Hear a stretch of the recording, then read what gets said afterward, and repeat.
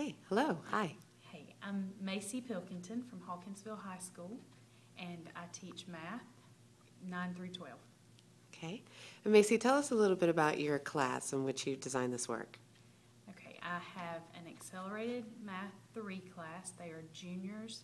They're honors level juniors. They've been together for 3 years, and I've taught them all 3 of those years.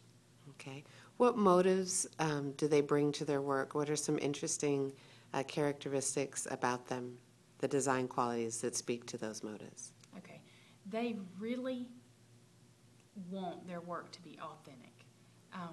They like to see where that work is used in real life. I hear the question all the time, when are we ever going to use this stuff? So that's really important to them. They also like to create things and make things. So product focus is big for us.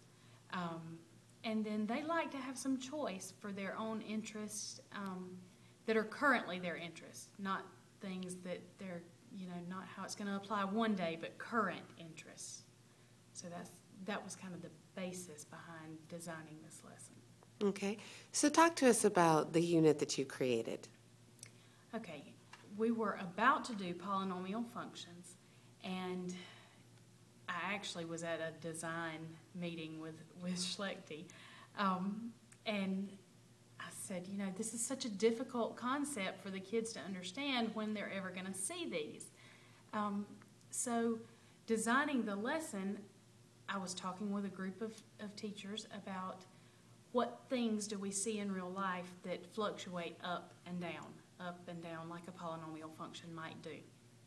And so we started talking about things like sporting events, things like cell phone service and the amount of bars that a cell phone has, money and finances, and all of those things are very applicable to the student's life right now.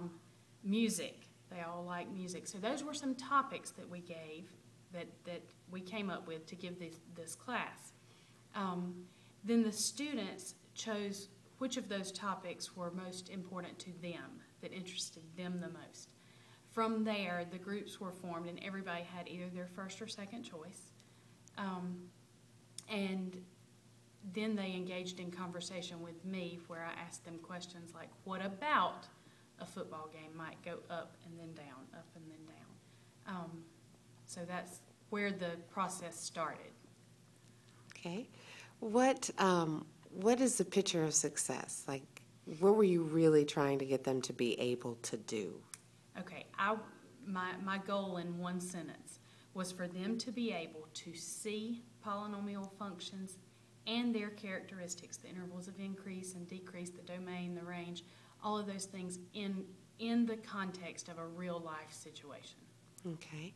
And what were some of the products or the process by which they went to create this work?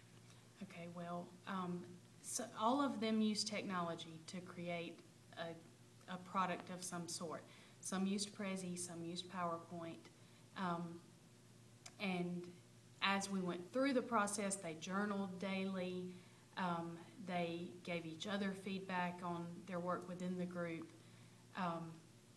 and the products that they came up with were the Prezi and the PowerPoints that they did. Okay. Were there any other products that they did? You said there was a journal, there was a Prezi. Did they share their work with others? Well, they presented to the class and did a oral presentation and kind of defended their characteristics of the functions, explained how those characteristics related to their situation. And so the kids were able to see several different places in their life where polynomial functions actually apply. As wonderful as this sounds, a question might be, how do you know they know all the standards? How did you ensure that standards that were missing from that product were also assessed? Okay, well, we together, the class and myself, designed the rubric that we were going to use. And we looked at the standards, and anything that wasn't presented with this real-life application problem, anything that wasn't presented they had a discussion with me, and they were given problems like math problems like you would see on a normal test to work out over those standards. So they would discuss those standards within the group and then submit those in addition to this product. Wonderful. So how did it go? Did you see that they were able to make that authentic application, that they could see those characteristics? How did they feel about their work? Well, they loved this work. They took ownership of it. They were so excited about doing these presentations. There were a few things in the project that, you know, certainly I need to look back and address from the teaching side of it, because, you know, sometimes when you create a function, you don't end up with a perfect little interval of increase or a perfect little end behavior. So there are things that I need to go back and look at, but overall, the kids loved the project, and the real life context was wonderful for them understanding now what an interval of increase is and what a domain is and those sorts of things about the functions. Thank you, Maisie.